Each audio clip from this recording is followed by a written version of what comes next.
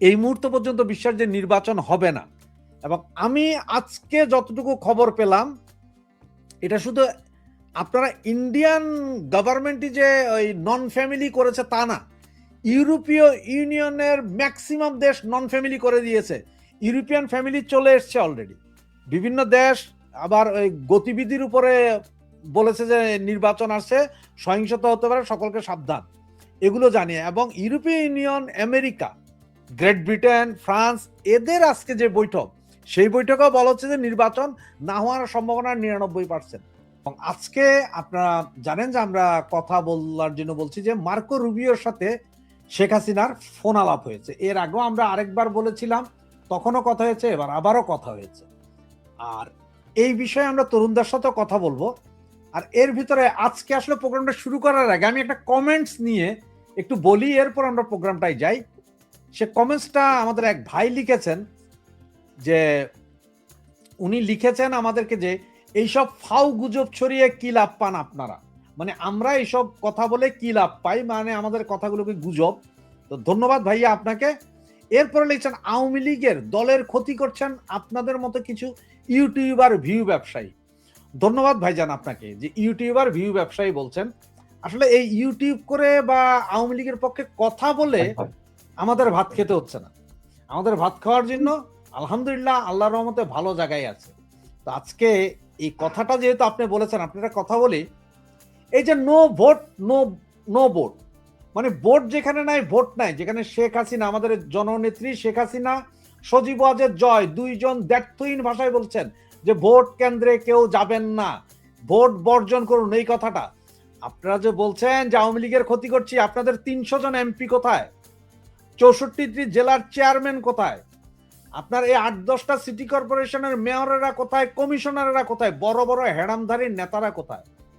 যারা এখন কলকাতার 5 স্টার হোটেলে আছেন, এরপরে দিল্লিতে রয়েছেন, ব্যাংককে রয়েছেন, কানাডা, আমেরিকা রয়েছেন, তারা কোথায়? কোথায় আজকে আপনাদের সেই ডাক্তারদের সংগঠন, উকিলদের সংগঠন, সাচিপের সংগঠন? কোথায় আওয়ামী লীগের বড় বড় নেতারা?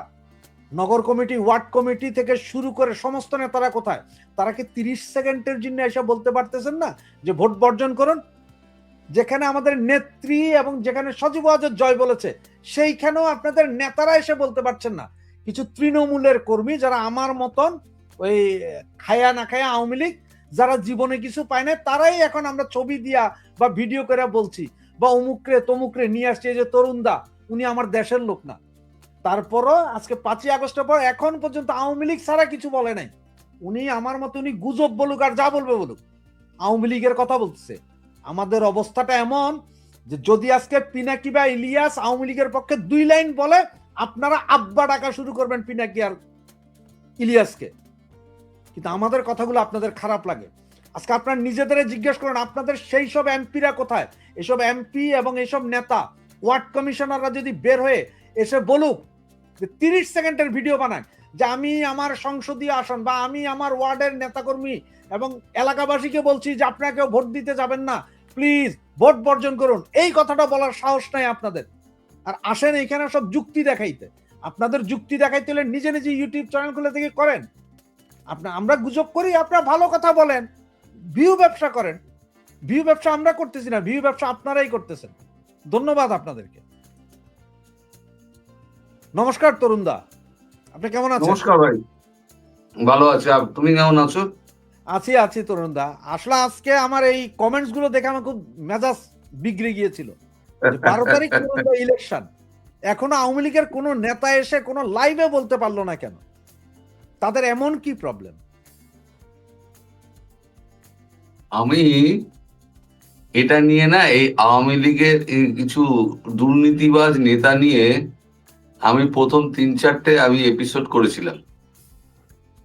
করার পর আওয়ামী লীগের কর্মীরাই আমায় লিখতে আরম্ভ করলো, এভাবে আওয়ামী লীগের নির্বাচনের আগে, এই আওয়ামী লীগের দুঃসময়ে আপনি যদি আওয়ামী লীগের বিরুদ্ধে, নেতার বিরুদ্ধে এইভাবে কথা বলতে থাকেন, তাহলে পরে আলটিমেটলি আওয়ামী লীগেরই ক্ষতি হবে, আপনি যেটা চাইছেন তার উল্টো হবে। আমি দেখলাম, আরে ভাই, আমি যাদের জন্য বলছি তারাই যদি বলে যে আমার দরকার নাই বলার এই চোর বাটপার গুলো সম্পর্কে, তাহলে পরে আমি আর বলি কেন, আমি বলা ছেড়ে দিলাম। আমি আমার মতো বলে যাই, যে খবরটুকু পাওয়া যায়। আমি যা যা বলেছি, এই যে গুজব বলে না, আমি জি যা যা বলেছি এখনো পর্যন্ত একটাও কিন্তু মানে অসত্য প্রমাণিত হয়নি। মানুষ ভুলে যায়। আমি যেমন বলেছিলাম এই ট্রান্সশিপমেন্ট বন্ধ হবে, হয়েছে। আমি বলেছিলাম যে আওয়ামী লীগকে ছাড়া নির্বাচন হবে না, সেই দিকে গেছে। আমি বলেছিলাম যে আমেরিকা ভারত থেকে পা না তোলা পর্যন্ত ট্রেড ডিল হবে না, তাই হয়েছে। এখনো পর্যন্ত কিন্তু সই হয়নি। আজকে সকালবেলা আমি একটা কপি করেছি, সেখানে আমি দেখিয়েছি, আমাদের কাগজে বেরিয়েছে যে মার্চের মিডলে হয়তো ট্রেড ডিলটা হলেও হতে পারে, তবে অনেক জিজ্ঞাসা চিহ্ন রয়েছে, এখনো কিন্তু ফাইনাল নয়। আজকে আমাদের দুনিয়ার মালিক তিনি অনুভব করেছেন যে চীনকে চাপে রাখতে গেলে ভারতকে চটিয়ে লাভ নেই। ইন্দো প্যাসিফিকে ভারত না থাকলে পরে তারা কোনোদিনও মানে সুরক্ষিত হবে না এবং ঢুকতেও পারবে না। ওই তাদের রেড সি বরাবর অঞ্চল থেকেই তাদেরকে ফিরে যেতে হবে, কারণ রেড সি পেরোতে গেলে ওখানে হুতি বসে আছে, হুতি দামাদ্দাম মেরে একদম বসিয়ে দেবে।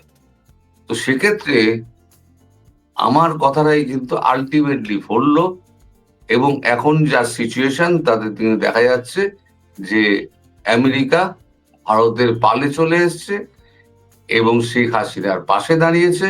শেখ হাসিনার সঙ্গে কথাবার্তা হচ্ছে, ডিরেক্টলি তাদের বিদেশ মন্ত্রী কথা বলছেন, ওভার ফোন কথা বলছেন, কোনো ভায়া নয়, কোনো কিছু নয়, একেবারে সরাসরি কথা বলছেন। এই নিয়ে দুবার কথা বললেন।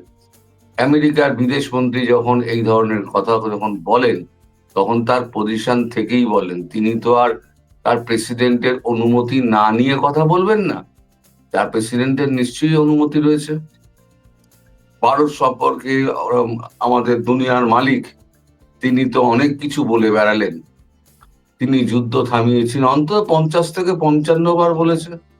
ভারতবর্ষ কি তিনি বা মোদী কি তিনি কোন রকম রিয়াকশন দিয়েছেন? দেননি। এই যে আবার একটা ঢপ মারলেন যে $500 বিলিয়ন এনার্জি একটা ডিল হচ্ছে, তারপর ভেনেজুয়েলা থেকে তেল কেনা হবে, তারপর রাশিয়া থেকে তেল কেনা বন্ধ করা হচ্ছে। আজকে আমি খবরের কাগজ তুলে দেখিয়ে দিয়েছি, রাশিয়া বলে দিয়েছে এক ফোঁটাও তেল কেনা বন্ধ হয়নি, আর যেরকম ছিল সেরকমই তেল কেনা হচ্ছে। আর এ নিয়ে আমাদের মধ্যে কোনো কথা হয়নি। এর থেকে বড় আর কি হতে পারে? ফলে তাদের নিজস্ব মানে এই অনুযায়ী, চাহিদা অনুযায়ী তারা এই ট্রেড ডিলটা করতে সম্মত হয়েছে। আদারওয়াইজ আর 3 মাস গেলে আমেরিকার প্রচন্ড খাদ্য সংকট দেখা দেবে। মজুদের তো একটা পরিমাণ আছে, মজুদ তো প্রায় শেষ হয়ে আসছে, টান পড়ছে আস্তে আস্তে। আমেরিকায় খুব একটা লোক নেই বলে সেরকম টানটা হয় না। যদি এরকম 140 কোটি হতো না, তাহলে আমেরিকার দম ছুটে যেত। তো যাই হোক, এখন পাকে পড়ে এখন ভারতবর্ষের সঙ্গে এখন একটা চুক্তিতে আসতে চাইছে, কিন্তু ভারতবর্ষ তার নিজস্ব দুটো সেক্টর, যেটা প্রথমেই বলেছিল যে আমাদের মিল্ক সেক্টর এবং আমাদের কৃষি সেক্টর, এগ্রিকালচার সেক্টর, এই দুটোকে কিন্তু আমরা বাদ রাখবো। এখন ইউরোপিয়ান ইউনিয়নের সঙ্গে যা চুক্তি হয়েছে, আমেরিকার সঙ্গে যা চুক্তি হতে যাচ্ছে, এবং ব্রিটেনের সঙ্গে যা চুক্তি হয়েছে, এবং ইউরোপিয়ান ইউনিয়নের বাইরে আয়ারল্যান্ড, তারপরেতে আর কয়েকটা দেশ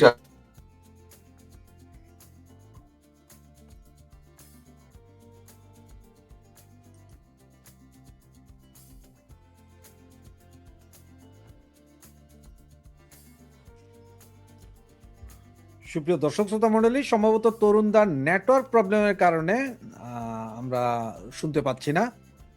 তবে হ্যাঁ, তরুণদা আবার ফিরে এসেছে। জি দাদা, আপনি একটু হয়ে গিয়েছিল, কথাগুলো শোনা যাচ্ছিল। হ্যাঁ, এই সময়টা না আমাদের এখানে একটুখানি নেটওয়ার্কের কেন জানি না একটা সমস্যা হয় ঠিক এই সময়টা। এই সময়টা মাঝে মাঝে জুম করে চলে যায়, আবার ফিরে আসে। এটা অদ্ভুত সমস্যা হয়েছে, ঠিক এই সময়টা বেছে বেছে কেন হয় আমি জানি না।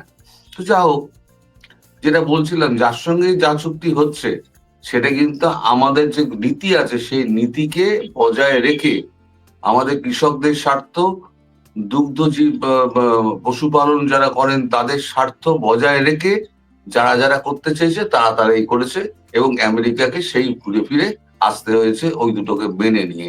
ফলে ভারত তার জায়গা থেকে এতটুকু সরেনি, আজকে আমেরিকা সম্মত হয়েছে ভারতের পাশে এসে দাঁড়ানে, কারণ ইন্দো প্যাসিফিকে ভারতের সাহায্য ছাড়া হবে না। আর সব থেকে মালিকের যে ভয় সেটা হচ্ছে ব্রিক্স। ভারত যদি ব্রিক্স চালু করে দেয়, ব্রিক্সই একমাত্র মানে তৈরি করতে পারে ভারত তার নেটওয়ার্কের জন্য।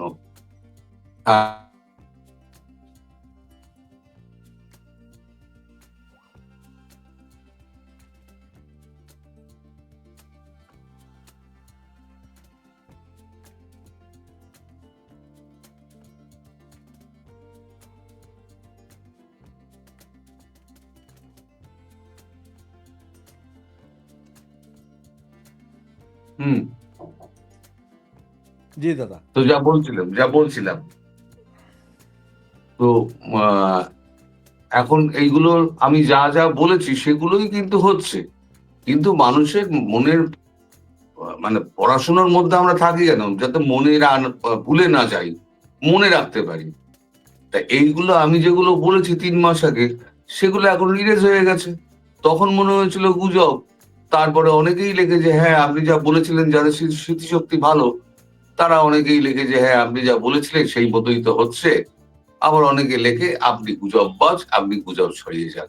আমার গুজব ছড়িয়ে তো লাভ নেই। আর এই যে আপনাদের এখানে আপনারা যে মনে করেন যে আমরা ভিউজ এর জন্য করি, আমাদের ভিউজ করে দিয়ে কিন্তু আমাদের কোনো কাজ হয় না। আমি একদিন যদি আমি করি, ক্লাস করি, আমি তাতে যা পয়সা পাই, তাতে এই যে আপনারা যে ভিউজ করেন না, তাতে কিন্তু অনেক বেশি টাকা আমি কিন্তু একটা ক্লাস করলে পাই আমি ইউনিভার্সিটিতে। এখানে কত পয়সা দেয় না দেয় আপনারা একটু খোঁজ খবর নেবেন। আপনাদের ভারতে প্রচুর লোকজন রয়েছে, একটা ইউনিভার্সিটিতে একটা ক্লাস করলে পয়সা দেয়, তাহলেই আপনারা আন্দাজ করতে পারবেন যে ইউটিউব করে পয়সা রোজগার হয়, আর একটা অধ্যাপক ইউনিভার্সিটিতে পড়ালে পরে তার কত রোজগার হয়। আমি তো পার্ট টাইম বেসিসে করি, ক্লাস অনুযায়ী, যার জন্য দিনে আমি একটার বেশি করতে পারি না। আর দুটো করি কখন, যখন রাত্রিবেলা কোনো খবর হয়, সকালবেলা আমি রাত্রিবেলা তৈরি করে রেখে দিলাম, আমি 1:30টার সময় আমি ছেড়ে দিলাম। তখন যখন ছাড়ি তখন কিন্তু আমি কিন্তু এতে ক্লাসে, ওটা ইউটিউবে দেওয়া থাকে, স্টুডিও দেওয়া থাকে, টাইমার দিয়ে সে ঠিক 1:30টার সময়, ভারতীয় টাইম 1:30টার সময় কিন্তু সে ছেড়ে দেয়। ফলে আমি যে ঘরে আছি তার কোনো মানে নেই, আমি তখন হয়তো ক্লাসে পড়াচ্ছি। ফিরে এসে আমি আবার ওই 4টের সময় ফিরে আসি, তারপর তাড়াতাড়ি ধরাচুড়ো পড়ে আমি আবার একটা ভিডিও করতে বসে যাই 6:30টায়। আমার এত খাটনির কি প্রয়োজন? আমি যদি কালকে থেকে বন্ধ করে দিই, আমার তো কেউ যাবে আসবে না। এই যে আওয়ামী লীগের শেখ হাসিনা যখন ক্ষমতায় বসবে, তখন তো আমার ভিডিও কেউ দেখবে না, কিন্তু আমার একটা মিশন আছে, সেই মিশনটা কমপ্লিট হলে আমি বেরিয়ে যাবো। তখন হাজার করলো তো আমি তো আর আসবো না, কারণ আমার মিশন কমপ্লিট। ধন্যবাদ দাদা। একটা কথা আমি আসলে বুঝাতে বুঝাতে পাগল হয়ে যাওয়ার দশা, সেটা হচ্ছে যে আমাদের কিছু লোকজনের কথা হচ্ছে যে আমরা ইন্ডিয়া এখনো কিছু করছে না, ইন্ডিয়ার উপর একটা বিশ্বাস ছিল। এখন আপনি যদি বুঝাতেন যে আসলে ইন্ডিয়া কি করবে এখানে বাংলাদেশে এসে, নাক গলা ইন্টারফেয়ার তো করবে না, বা যুদ্ধ করে এসে তো শেখ হাসিনাকে বসাবে না। আমি এটা তাদেরকে বুঝাতেই পারছি না যে ভাই আমরা যদি না দাঁড়াই তাহলে এখানে ইন্ডিয়া কি করবে, এটা কি আপনি যদি বলেন কিছু ওনাদের উদ্দেশ্যে। ইন্ডিয়া তখনই করবে যখন ইন্ডিয়ার উপরে কোনো আঘাত আসবে। যতক্ষণ ভেতরে ভেতরে ভেতরে ভেতরে হচ্ছে ততক্ষণ ঠিক আছে, যতক্ষণ না পর্যন্ত ইন্ডিয়ার ওপরে আঘাত আসছে ততক্ষণ পর্যন্ত ইন্ডিয়া কিন্তু নিজের জায়গায় নিজের সৈন্য রেখে দিয়েছে। যে কোনো মুহূর্তে দরকার হলে, যে কোনো দিন, আর লাগবে তো ভাই বড়জোর 2 থেকে 3 দিন, খুব বেশি হলে যদি অলিগলিতে সেনা যদি মোতায়েন করতে হয় তাহলে 2 থেকে 3 দিন। আর যদি ড্রোন দিয়ে আর বিস্ফোরণ করে যদি হয় তাহলে পরে তো আধা ঘন্টায় মাল শেষ হয়ে যাবে। সবই তো রেঞ্জের মধ্যে। পাকিস্তানকে মেরে পাট পাট করে দিল, পাকিস্তান তো অনেক বড় ছিল। একেবারে সীমান্ত অঞ্চল থেকে একেবারে সেই চিরের সীমান্ত অঞ্চল পর্যন্ত সর্বত্র মেরে পাট পাট করে দিয়েছে, স্কারদু পর্যন্ত। যদিও কতজন বাংলাদেশি স্কারদুর নাম জানে সে নিয়ে আমার সন্দেহ আছে। স্কারদু হচ্ছে ওদের, আমাদের যেমন দার্জিলিং ওদের তেমনি হচ্ছে স্কারদু, পাহাড়ি অঞ্চল, এবং সেটা অনেক উঁচুতে। স্কারদু গুগলে টাইপ করলেই পাওয়া যাবে। সমস্যা কোথায় জানো রাশেদ ভাই? এই বাংলাদেশের মানুষ এই ইউটিউব আর ফেসবুকের বাইরে একটা দুনিয়া আছে, সেই দুনিয়াটায় অনেক কিছু ঘটছে, সে সম্পর্কে কোনো খবর রাখে না। যদি খবর রাখতো তাহলে বুঝতে পারতো যে তরুণ ঘোষ যা বলছে, রাশেদ হায়দার যা বলছে, সেগুলো অনেকটাই সত্যি। আমরা সত্যিটাকে খুঁজে বার করি, খুঁজে বার করে আমরা সেগুলোকে বলি। জানার চেষ্টা তো নেই, উল্টে যে জানাবে তাকেই গুজববাজ বলে দেখে দাও। আসলে নিজের নিরক্ষরতা, নিজের অজ্ঞানতা, সেটা ওই ইউটিউবে কমেন্ট করে জানিয়ে দাও।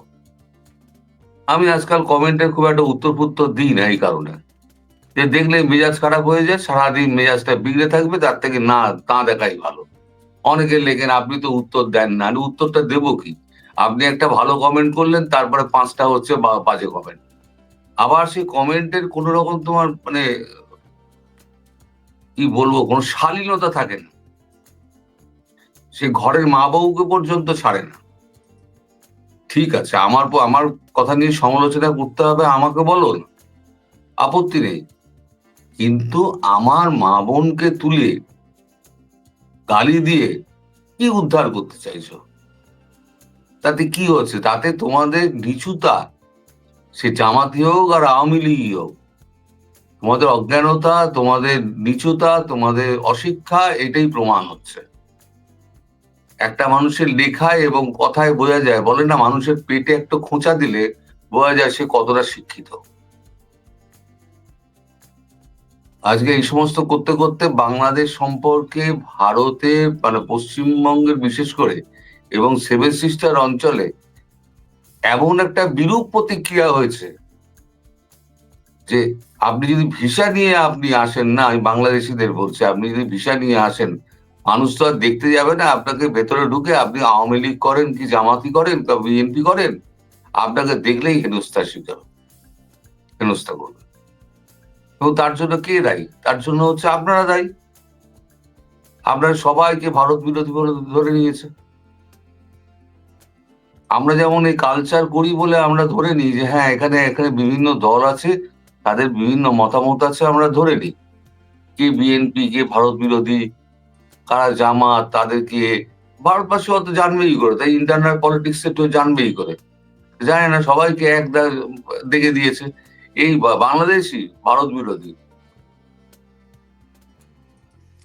এই হচ্ছে ব্যাপার। তাতে দোষটা কার? ভারতবর্ষের দোষ? সেটাই। আমাদের গুজববাজ বলে লাভ নেই, নিজেরা অশিক্ষিত, আপনারা অশিক্ষিতই থাকবেন। বল দাদা, আপনার কালকে একটা ভিডিও ছিল যে হাসিনা এবং মার্কো রুবিওর ফোন আলাপ হয়েছে। এর আগেও সম্ভবত আরো 1-2 মাস আগে একবার এই কথাটা হয়েছিল, কখনো কেউ স্বীকার করেছে কেউ স্বীকার করেনি, এই অবস্থা। আসলে গত 2 দিন আগে যেটা হয়েছে, এটা কি ব্যাপারে হয়েছে বা কি, এই বিষয়গুলো একটু জানতে পেরেছেন আপনি?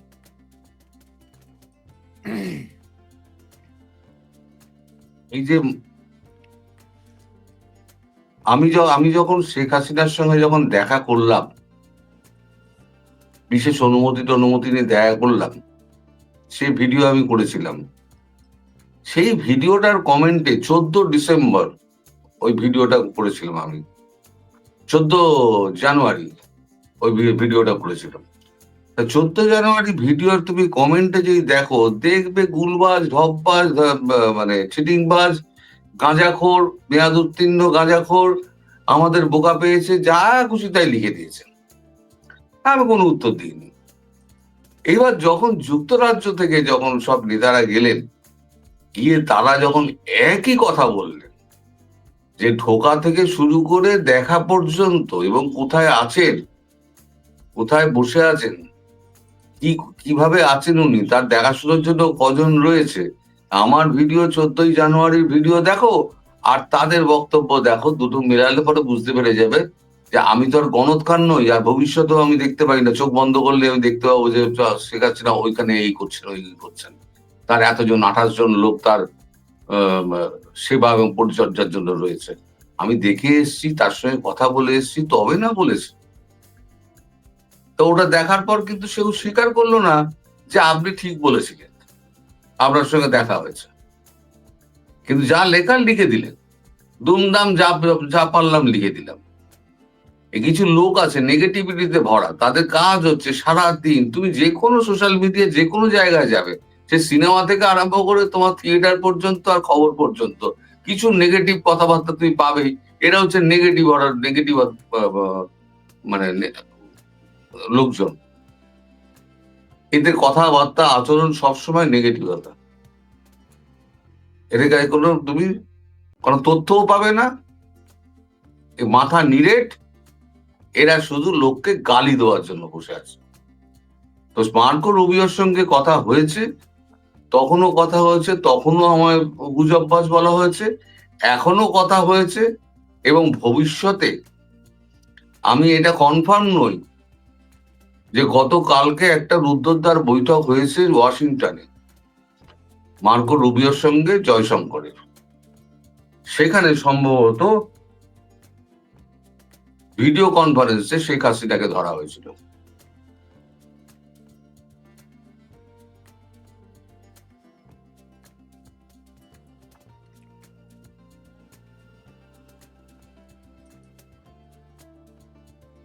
দাদা কি শুনতে পাচ্ছেন আমাকে?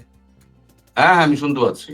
জি হ্যাঁ, এই জিনিসটা আমরাও শুনেছি যে গতকালকে ভারতের সাথে বাংলাদেশ বিষয়ে একটা ডিল হয়েছে বলে বলছে, যে বাংলাদেশ বিষয়ক একটা কথাবার্তা হয়েছে আপনাদের জয়শঙ্কর সাহেব এবং মার্কো রুবিওর মধ্যে।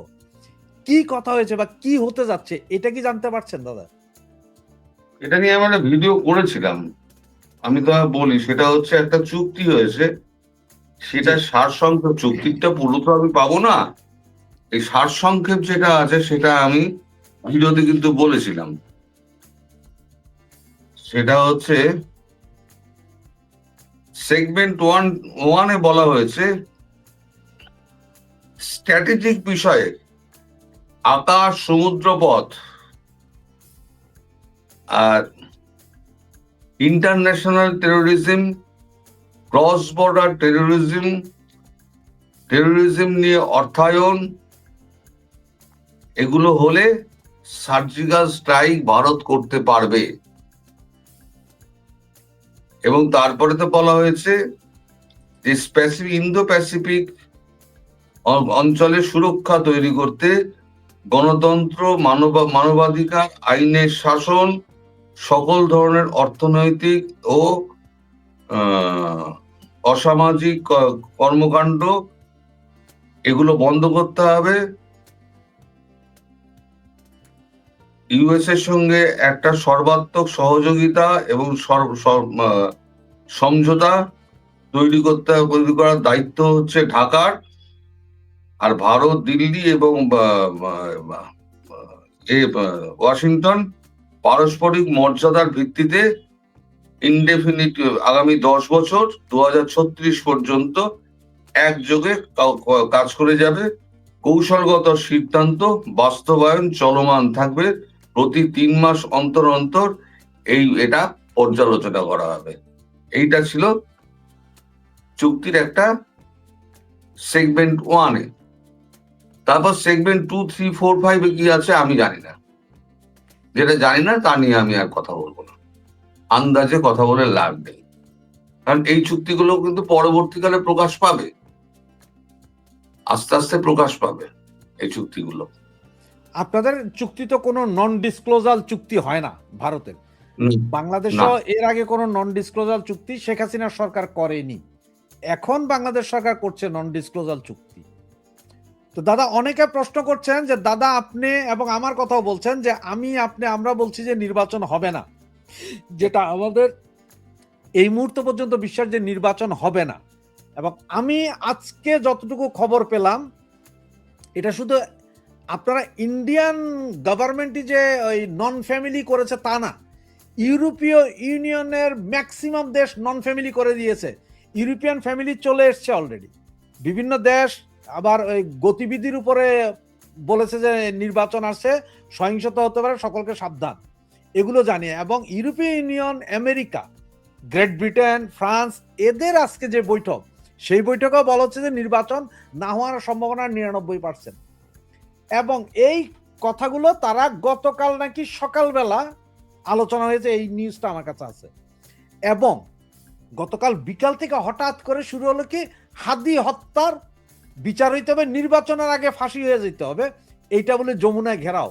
আজকে তো অবস্থা খুবই খারাপ। এর ভিতরে সম্ভবত আপনার এই চা বিক্রেতা রনি, যে এখন কয়েক কোটি টাকার মালিক, সে গুলি খেয়েছে একটু আগে, ফেসবুকে 6 লাখ, পুলিশ ব্যাপক ধোলাই করতেছে এদেরকে। সব ঘটনাগুলো দেখে আপনার কি মনে হয় যে নির্বাচনটা কি হবে নাকি অন্য কিছু ঘটে যাচ্ছে দাদা? এটা অনেকদিন আগেই বলেছিলাম নির্বাচন হবে না। তার কারণ হচ্ছে যখনই যে দল দেখবে যে তার জেতার ক্ষমতা নেই, সেই দল কিন্তু করবে কি, সে বিএনপি হোক আর জামাত হোক, বিএনপিও যেমন চাঁদাবাজি করেছে, তার মারপিট করেছে, পরিচিত দল, জামাতও রক কাটা হিসেবে পরিচিত। ফলে যে কেউ একটা নির্বাচন বয়কট অথবা হিংসাত্মক কার্যকলাপ করবে, সেটা হচ্ছে নির্বাচনের ঠিক আগে। এবং এমন একটা কাণ্ড হবে, সেখানে নির্বাচনটা বাতিল হবে। নির্বাচনটা, এটা চাইছে, ইউনূসও চাইছে এই নির্বাচনটা কোনো মতে বাতিল হয়ে যায়, তাহলে ইউনূস তার মসনদে আরো কিছুদিন টিকে যাবে। এটা চাইছে আমাদের ইউনূসও চাইছে। তাই এরাও কি এখন নির্বাচন বাতিল চাইছে? ইউনূসও বাতিল চাইছে নির্বাচন নাকি? ইউনূস ভেতরে ভেতরে চাইছে, বাইরে কিছু বলছে না। ইউনূস ভেতরে ভেতরে চাইছে, ও দেখাচ্ছে যে আমি নির্বাচন দিয়ে বেরিয়ে যাব, কিন্তু ভেতরে ভেতরে চাইছে। কারণ নির্বাচনটা যদি হয়ে যায়, তাহলে তো ওর আর কোনো রকম মানে রোল থাকছে না। এবং এখন ও যদি নির্বাচনটা হয়ে যায় কোনোভাবে, ওর সমস্ত প্ল্যান ফেল করলো, দুজনে হাত মিলিয়ে বললো ঠিক আছে চলো আমরা আসন ভাগাভাগি করে আমরা করে নিচ্ছি, তাহলে পরে তার জন্য ও একখানা ফাইনাল বাঁশ দিয়ে গেল। এই যে নন ডিসক্লোজার এগ্রিমেন্ট যেটা করলো, সেই নন ডিসক্লোজার এগ্রিমেন্টে আমি চুক্তির ভেতরের কিছু অংশ বলেছি সন্ধ্যের ভিডিওতে, সেইখানে করে বাংলাদেশকে পুরো একটা আমেরিকার কয়েদ রাষ্ট্রে পরিণত করলো। সেখানে আমেরিকা যা পাঠাবে শুল্কহীন ভাবে, গাড়ি থেকে খাবারপত্র সমস্ত কিছু পাঠাবে, আর কোনো গুণগত মান সেখানে তুমি চেক করতে পারবে না। চায়না থেকে কোনো অস্ত্র, ওই সাবমেরিন, বিমান, এসব কিনতে পারবে না। যা কিনতে হবে আমেরিকা থেকে কিনতে হবে। বকলমে আমেরিকায় চালাবে হচ্ছে বাংলাদেশ। এটা বাংলাদেশের সঙ্গে নন ডিসক্লোজার এগ্রিমেন্ট করেছে। নন ডিসক্লোজার এগ্রিমেন্ট করে তিনি এখন একটা সেফ এক্সিটের রাস্তা খুঁজছেন, যেটা সিআইএও তাকে নিয়ে যাওয়ার জন্য চেষ্টা করছে প্রাণপাত। আমি এটা আগেও ভিডিও করেছি, যে কোনো দিন ও যদি নির্বাচন হয়ে যায়, তাহলে 3 দিনের মাথায় কি 4 দিনের মাথায় ও হাওয়া হবে। এখন দাদা গতকালকের মিটিং এর যে খবরটা, এটা কিন্তু আমার কাছে একদম 100% গ্যারান্টেড খবর। কারণ আমার এক ফ্রেন্ড আছে যে এপিতে চাকরি করে, ফরাসি, সে আমাকে যেটা কনফার্ম করলো আর কি, যে ইউরোপীয় ইউনিয়ন, ব্রিটেন তো ইউরোপীয় ইউনিয়ন নাই ওরা, তারপরে আমেরিকা সহ যে কথাবার্তা হয়েছে যে নির্বাচন হবে না। তো আমি যেটা আপনাকে বারবার বলছিলাম যে এরপর থেকে হাদি হত্যার বিচার, এবং আজকে সারা দিনের তো অবস্থা খুবই খারাপ। এখন একজনে কমেন্টস করছেন যে 2 জনের অবস্থা খুবই সিরিয়াস।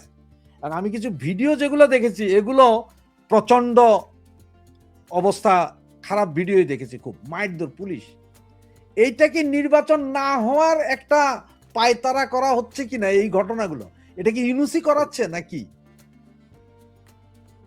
দেখো, যে কেউ একজন তো করছে, পেছনে তো কলকাঠি যে কেউ একজন নাড়ছে, কে নাড়ছে বলা মুশকিল, কিন্তু কলকাঠি একটা নড়ানো হচ্ছে। আমি যা বলেছিলাম নির্বাচনটা একদম বাতিল করার জন্য, তাহলে এটা ছাড়া কোনো উপায় নেই।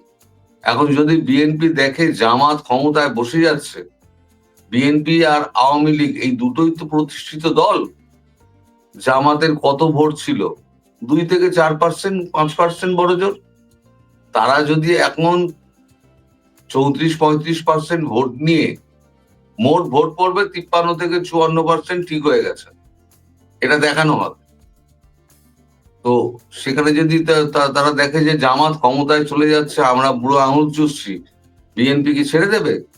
অথবা জামাত যদি দেখে যে আমরা এই সমস্ত লড়াই ফড়াই করলাম, এদের মধ্যে ঢুকে এই যে সমস্ত বিপ্লব টিপ্লব করলাম, ভাঙচুর করলাম, আমরা জ্বালালাম, 32 নম্বর জ্বালালাম, বঙ্গভবন আমরা, শেখ হাসিনা যেখানে থাকতেন সেই জায়গাটা যেন কি নাম যেন, শেখ হাসিনার আবাসস্থল, গণভবন।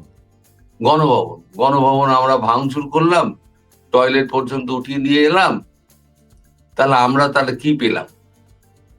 ফলে এই যে দেনা পাওনার যে সম্পর্ক আছে না, যেখানে এখানে তো হচ্ছে মিলিজুলি খেলা হচ্ছে।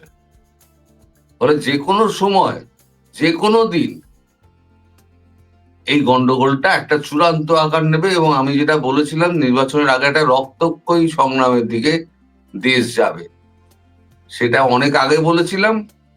এখন দেখো ধীরে ধীরে সেই দিকেই যাবে। যত 12 তারিখ এগিয়ে আসবে তত সেই দিকে যাবে। হয়তো দেখলে 10 তারিখ কি 9 তারিখ রাতে এমন একটা হলো, এমন কিছু হলো যে একেবারে সব বানচাল হয়ে গেল। যদি তাই নাই হতো, তাহলে পরে এই যে আমাদের ওয়াকারুজ্জামান জামাতি, তিনি ক্যান্টনমেন্টে দৌড়দৌড়ি ছুটোছুটি করছেন কেন, এবং সবাইকে হ্যাঁ ভোট দেওয়ার জন্য এত উৎসাহিত করছেন কেন? এনএসআই থেকে একটা দেওয়া হয়েছে, নোট দেওয়া হয়েছে সবাইকে হ্যাঁ ভোটে করার জন্য। সরকারি এতেও বলা হচ্ছে যে হ্যাঁ ভোটে ভোট দিন। জি, কনস্টিটিউশন যে চেঞ্জ হয়, তাহলে পরে এখানে আজীবন আমাদের ইউনূস এখানে থেকে যাবে, রাষ্ট্রপতি পার্শ্বপতি হয়ে যাবে, কনস্টিটিউশন চেঞ্জ হয়ে গেলেই হয়ে গেল। সেটা আজকের একটা ছবি দেখায় আপনাকে, ওই যে চা বিক্রেতা রনি, এখন এটা কি তার অভিনয় নাকি আসলে গুলি খেলো জানি না। এই আর পুলিশ যখন অ্যাকশনে যায়, তখন এক পুলিশ অফিসারের অবস্থা দেখেন। এই যে আমি যেহেতু পুরো অরিজিনাল ভিডিওটা দেখাতে পারবো না, তাই জাস্ট ওই ছবিটা পুলিশ দেখেন কিভাবে করছে। মানে সে এমন একটা ভঙ্গি দেখাইছে যেটা মানে লজ্জাজনক একটা ভঙ্গি। এই হচ্ছে অবস্থা। তো দাদা 9 তারিখ কিন্তু আবার বাংলাদেশের একটা চুক্তি আছে আমেরিকার সাথে। এখন এই চুক্তিটা আসলে আমেরিকার সাথে কি চুক্তি হতে যাচ্ছে, এইটার বিষয়ে কি কিছু জানেন বা কোনো খবর পেয়েছেন কিনা? মাঝে তুমি ফ্রিজ হয়ে গেছে, আর একবার বলো। বললাম দাদা 9 তারিখে বাংলাদেশের সাথে আমেরিকার একটা চুক্তি হতে যাচ্ছে, যেখানে খলিল গিয়েছে অলরেডি। কি চুক্তি হবে এটা কি কিছু জানেন? ওইটাই তো বললাম, নন ডিসক্লোজার এগ্রিমেন্ট যেটা হচ্ছে 9 তারিখ, ওটা নিয়েই তো বলছি তো, যে বাংলাদেশকে পুরো আমেরিকার কয়েদ রাষ্ট্রে পরিণত করা হচ্ছে ওর সেফ এক্সিটের বদলে। ও এবং ওর যে উপদেষ্টা যারা আছে, তাই তো উপদেষ্টাদের এত পালাবার ধুম। লাল পাসপোর্ট জমা দিয়ে তারা সমস্ত নিজস্ব পাসপোর্ট, সবুজ পাসপোর্ট নিয়ে নিচ্ছে কেন? কারণ যারা কূটনৈতিক পাসপোর্ট যাদের গায়ে ছিল, আওয়ামী লীগ নেতারা, তারা তো বেরোতে পারেননি, তাদেরকে ফাঁক ফোকর হলে ইন্ডিয়া চলে আসতে হয়েছে। কিন্তু এনারা যাবেন কোথায়? এনারা জানেন তো ইন্ডিয়ায় ঢুকলে পরে ওই বর্ডারের সামনে গেলেই পরে গুলি খাবেন। আওয়ামী লীগকে ছাড় দেওয়া হয়েছে, শুধু বুকে লিখে দিয়েছে আওয়ামী লীগ, বা যারা নিয়ে যাচ্ছে তারা আগে থেকে খবর দিয়ে দিয়েছে আওয়ামী লীগ, ছাড় দিয়ে দিয়েছে। সেন্ট্রাল গভর্নমেন্ট থেকে বলা ছিল আওয়ামী লীগ হলেই ছাড় দিয়ে দেবে। বিএসএফ ছাড় দিয়ে দিয়েছে, বিএসএফ তো কেন্দ্রের আন্ডারে, তো বিএসএফ ছাড় দিয়ে দিয়েছে, ঢুকে গেছে তারা। এপারের এজেন্ট আছে, এপারের এজেন্ট তাদেরকে পিক আপ করেছে, করে নিয়ে জায়গা মতো ঢুকিয়ে দিয়েছে। তাই তো নেতারা এখান থেকে পালাতে পেরেছিলেন। কিন্তু এরা যাবে কোথায়? তাই এত কূটনৈতিক পাসপোর্ট জমা দিয়ে সবুজ পাসপোর্ট নেওয়ার জন্য, সাধারণ পাসপোর্ট নেওয়ার জন্য এত দৌড়োদৌড়ি। এদিক ওদিক দেখবে হাওয়া খারাপ, প্লেন ধরবে হাওয়া। তবে একটা জিনিস আপনি শুনেছেন কিনা জানি না, বা আপনাদের দেশে এটা হয় কিনা জানি না, আমাদের ওই যে নৌবাহিনীর প্রধান বললেন যে 9টি যুদ্ধ জাহাজ রেডি 12 তারিখ নির্বাচনের জন্য। হ্যাঁ, 9টা যুদ্ধ জাহাজ দিয়ে নির্বাচনের দিন যুদ্ধ জাহাজ দিয়ে কি বোমা হামলা করা হবে কি? এই ধরনের কাহিনী আপনার দেশে হয় কিনা? এই যুদ্ধ জাহাজ, আমাদের দেশে হাসাহাসি হচ্ছে, হাসাহাসি হচ্ছে পত্রপত্রিকায়। আমি উপহাস করব না বলে আমি ওই সমস্ত খবর দেখাই না, কারণ একটা দেশকে নিচু করা। সেখানে উপহাস করে লেখা হচ্ছে যে ভোট হচ্ছে না যুদ্ধ হচ্ছে, বোঝা মুশকিল। কারণ এখানে সাবমেরিন তৈরি থাকছে, যুদ্ধ জাহাজ তৈরি থাকছে, আছে তো ওই তো ছোট ছোট যুদ্ধ জাহাজ। ভারতের যদি একটা ফ্লিট গিয়ে ধাক্কা মারে তাহলে তারই ডুবে যাবে। তো যাই হোক, যাই থাকুক না কেন, কিন্তু এগুলো প্রসঙ্গ সেটা না। প্রসঙ্গ হচ্ছে ভোটের সঙ্গে এই যে যুদ্ধ জাহাজ আর সাবমেরিনের মানে কানেকশনটা কোথায়? যদি একবার অ্যাডমিরাল বলে দিতে পারেন যে কানেকশনটা এইটা, আমি খুব উপকৃত হব। যদি আমাদের বাংলাদেশের অ্যাডমিরাল, সেনাবাহিনী নৌবাহিনীর অ্যাডমিরাল যদি একবার বলে দেন যে ভোটের সঙ্গে এই নৌবাহিনীর এই সাবমেরিন আর যুদ্ধ জাহাজের প্রসঙ্গটা কি, এটা যদি একটুখানি উনি পরিষ্কার করে দেন সারা পৃথিবীর কাছে, তাহলে জিনিসটা শোভা পায়। আদারওয়াইজ এটা হাস্যকর হয়ে যাচ্ছে। দাদা, একটা ওয়ান্ডারফুল জিনিস আছে। গতকাল জামাত ইসলাম তাদের নির্বাচনী ইশতেহার ঘোষণা করেছেন, আজকে সম্ভবত বিএনপিও নির্বাচনী ইশতেহার ঘোষণা করেছেন। যেই জামাত এত বছর এখন পর্যন্ত চিল্লাচ্ছে যে ইন্ডিয়ার আধিপত্যবাদ থেকে বাংলাদেশকে রক্ষা করতে হবে, তাদের নির্বাচনী ইশতেহারের যে আসছে এইটাতে দেখেন ভারত বিরোধী জামাতের ইশতেহার। কেন ভারতের ছবি, মানে মহিলাদের ছবি, বিভিন্ন ছবিগুলো যা দেখা যাচ্ছে এগুলো সব ভারতীয় ছবি ইউজ করা হয়েছে। মানে ওনারা ক্ষমতায় আসলে, এখন যে ভাব দেখাচ্ছেন যে ওনারা যদি ক্ষমতায় আসেন তাহলে বাংলাদেশের মহিলারা স্বাধীনতা পাবে, সবকিছু ভারতের সাথে সুসম্পর্ক হবে, বাণিজ্য হবে। এত প্রেম হঠাৎ জামাতের উতলায় উঠলো কেন দাদা? দেখো, ভোটে জিতলে পরে দেশ চালাতে হবে, আর দেশ চালাতে গেলে ভারত নির্ভরতা থাকতেই হবে। ভারতের থেকে যদি চাল ডাল তেল নুন না পাওয়া যায় এই 80 কিলোমিটার পথ পেরিয়ে, তাহলে পরে চড়া দামে বিদেশ থেকে কিনতে হবে। আর এই যে নন ডিসক্লোজার এগ্রিমেন্ট যেটা করেছে না, এই জামায়াত যতই এখন এই সমস্ত প্রচার টচার করুক, এই নন ডিসক্লোজার এগ্রিমেন্টে যা আছে তাতে ওই চাল থেকে আরম্ভ করে গম অব্দি, তেল সবকিছু কিনতে হবে আমেরিকা থেকে। পয়সা দিলেও ইন্ডিয়া তখন দেবে না, কারণ চুক্তি ভঙ্গ তো ইন্ডিয়া করবে না। আর ইন্ডিয়া তো বসেই আছে যে বন্ধ করার জন্য, তো বসেই আছে। পার্টির উপর চাপ রয়েছে, পার্টিগুলোর চাপ রয়েছে, ভারতের জনগণের চাপ রয়েছে, শুধু দক্ষিণের দলগুলোর একটা মানে অলসতার জন্য এই জিনিসটা আটকে আছে। তো যাই হোক, হয়ে যাবে, যে কোনোদিন হয়ে যাবে। ভারতের সাথে তো অলরেডি আপনার ট্রেড ডিল হয়েই গেছে আমেরিকার। সাইন হয়নি এখনো, সাইন হয়নি। হ্যাঁ, কিন্তু এখন তো 18%। তবে গতকালকে আমি বিজনেস স্ট্যান্ডার্ড যে পত্রিকাটা আছে সেইটাতে দেখলাম যে আপনাদের এই 18%-এর কারণে চাউল, চিংড়ি মাছ, গার্মেন্টস প্রোডাক্ট এগুলোর চাহিদা নাকি আপনার দ্বিগুণেরও বেশি, মানে অলরেডি শুরু হয়ে গেছে। তো এই ট্রেড ডিলের কারণে কি বাংলাদেশের কোনো ক্ষতি হতে পারে কিনা দাদা? ব্যাপকভাবে ক্ষতি হবে। এই যে ইউনুস লোককে খাইয়ে বেড়াচ্ছে যে আমাদের এই যে গোপন চুক্তিটা হলো, এই চুক্তির মাধ্যমে আমাদের মানে এই ট্যারিফটা 15%-এ নেমে আসবে। ধরে নিলাম সত্যি কথা বলেছে, 15%-এই নেমে এলো। এইবার যদি এখান থেকে মালগুলো, তোমাদের যে রপ্তানি হয় সেটা হচ্ছে মেনলি পোশাক, জি $8 বিলিয়ন তোমরা রপ্তানি করো, $2 বিলিয়ন আমদানি করো আমেরিকা থেকে।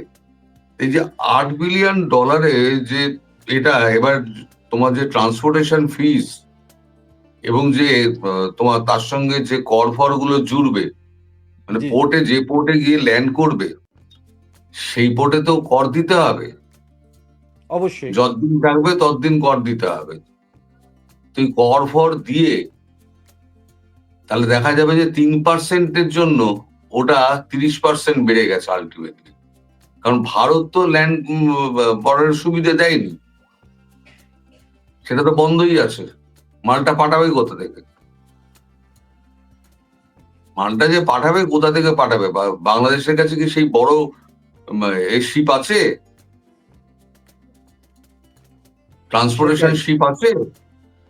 তাহলে ভারতের পায়ে ধরতে হতো না।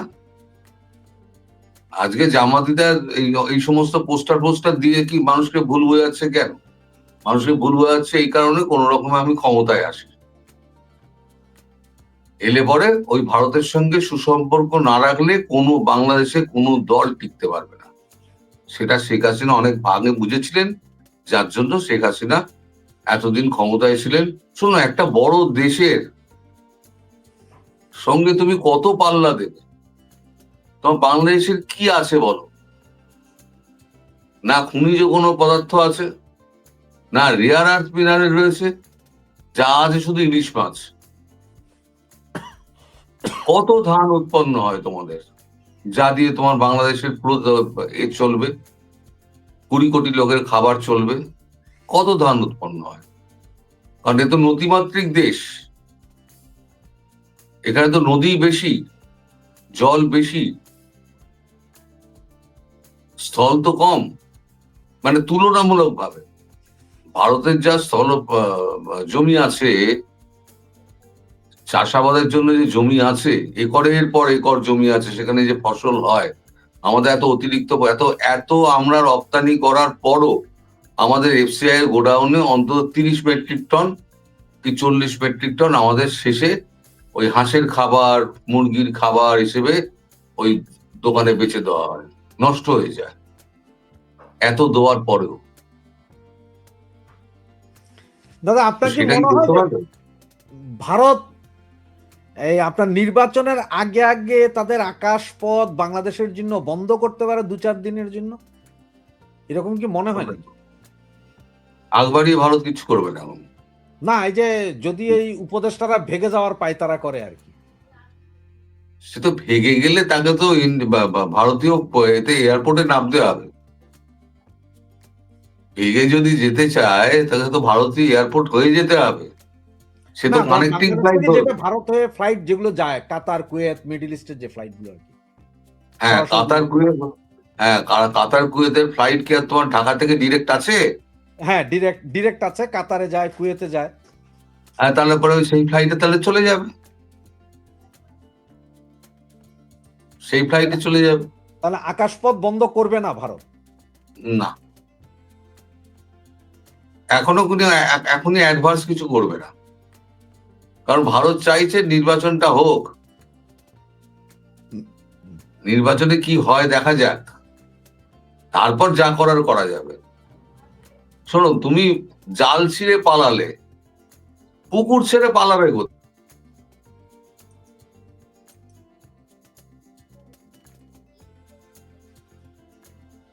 আমি জাল ফেললাম, জি, জাল একটা ছেদা আছে, সেখান থেকে আমি গলে মাছটা বেরিয়ে গেল, কিন্তু পুকুর থেকে তো আর পালাতে পারবে না। পরের বার জাল যখন ফেলবে 2-3 বারে, তখন ধরা পড়বে। বাংলাদেশে যে যেখানে আছে, এই যত তোমার জুলাই যুদ্ধ আছে, জি, জি। সব কটা কিন্তু মার্কিং এ রয়েছে, সব মার্কিং করা আছে, এরা একটাও পার পাবে না। দাদা, আপনাকে একজন প্রশ্ন করেছে, কেন তরুণ বাবু হ্যাপি দিওয়ালি হবে না? হবে, হ্যাপি দিওয়ালি হবে, বললাম তো, এর মধ্যে হবে না, নির্বাচনের আগে হবে না।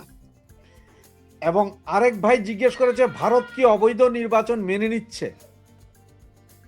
নির্বাচন মেনে নিচ্ছে, অবৈধ বৈধ অবৈধ সে তো পরে বিচার করা হবে। নির্বাচন হোক, নির্বাচনে কি হয় দেখা যাক, তারপর ভারতের মেনে নেওয়ায় কিছু আসে যায় না। ইউরোপ, আমেরিকা, ব্রিটেন সহ যে বিদেশি রাষ্ট্রগুলো শক্তিধর রাষ্ট্রগুলো আছে, ভারতের কথা ছেড়ে দাও, ভারত তো আলাদা, সে তো চিরশত্রু। ঠিক আছে, বাকি যে দেশগুলো রয়েছে শক্তিশালী দেশগুলো, তারা কিভাবে নেবে? তারা কি একজনও বলেছে আওয়ামী লীগ ইনক্লুসিভ নির্বাচন ছাড়া ভোট হোক? কেউ একজন বলেছে? সবাই একটা কথাই বলেছে, ইনক্লুসিভ নির্বাচন হতে হবে।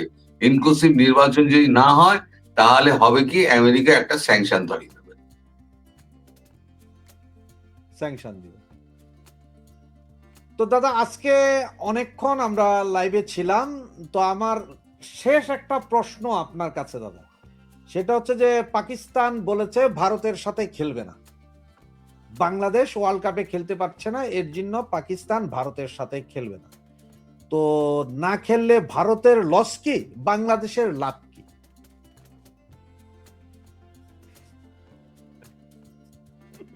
যদি না খেলে জি, ভারতের কি যায় আসে? পাকিস্তান খেললে পরে একতরফা হার হয়, সেটা এখন আর ভারতবর্ষ ভালো লাগে না। এক সময় পাকিস্তান দলটা সারা বিশ্বে তাপিয়েছে, জাভেদ মিয়াঁদাদ, তারপরে ইমরান খান, ওয়াসিম আকরম, তারপরে ওই দারুণ স্পিডে বল করতো, ওই যে ওই নামটা কি, এই যেন রাওয়ালপিন্ডি এক্সপ্রেস যাকে বলা হতো, হ্যাঁ হ্যাঁ, নামগুলো আসলে আমি নিজেও মুখস্থ নাই এদের নাম। হ্যাঁ তিনি, এইসব বড় বড় ব্যাটসম্যান যারা আছে তারা কিন্তু শোয়েব আখতার দুনিয়া কাঁপানো একটা টিম ছিল। তখন বাংলাদেশ পাকিস্তানের মধ্যে না একটা ক্রিকেট বোর্ডে একটা গণতন্ত্র ছিল। এখন তুমি দেখবে ওই এর ভাগ্নে, ওর ভাই, ওর জামাই, মেয়ের হাজবেন্ড, এরা সব ঢুকে যাচ্ছে, আর যারা প্রতিভাবান তারা চান্স পাচ্ছে না। আর যদি হিন্দু হয় সে তো পাবেই না, যতই প্রতিভাবান হোক। এইভাবে কি ক্রিকেট চলে? আমাদের দেশ তো মোহাম্মদ আজহারউদ্দিন তো ক্যাপ্টেন হয়েছে, জি, পাকিস্তানে ভাবা যায়? ভাবতে পারবে না। এই যখনই তুমি চশমাটা চড়াবে না, ধর্মের চশমাটা চড়াবে, জানবে তোমার পতন নিশ্চিত। ভারতবর্ষ কোনোদিন ধর্মের চশমাটা পড়েনি। না, তাই সবাই বাংলাদেশের কি লাভ হতে পারে?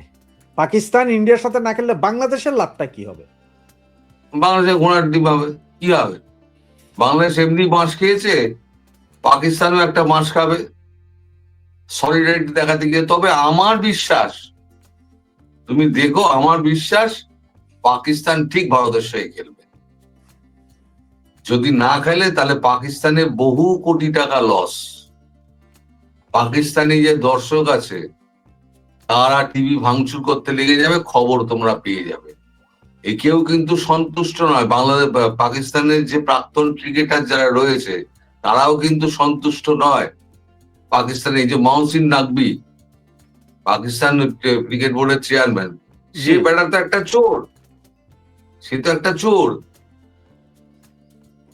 একটা কি খেলা হয়েছিল, তার যে ট্রফিটা ইন্ডিয়া জিতেছিল, পাকিস্তান ফাইনালে উঠেছিল, যে জিতেছিল এশিয়া কাপ, জি জি, ভারতের ট্রফিটা রাখা ছিল, ওর চোরটা ব্যাগের মধ্যে ঢুকিয়ে চালান করে দিচ্ছিল, ধরা পড়ে গেছে। কিভাবে ধরা পড়েছে ভগবান জানে, ধরা পড়ে গেছে। তার থেকে নাম হয়ে গেছে মহসিন নাকবি চোর। এই তো হচ্ছে ন্যাশনাল চরিত্র। তাদের নিয়ে কথা যত কম বলা যায় ততই ভালো। এই ভারত আর এই বাংলাদেশ, এই পাকিস্তান এবং বাংলাদেশ, এই দুটি রাষ্ট্র ওই মুদ্রার এপিঠ আর ওপিঠ, একই মুদ্রার এপিঠ ওপিঠ। এবার তুমি এটাকে নিয়ে যেভাবেই ব্যাখ্যা করো, তুমি ব্যাখ্যা করতে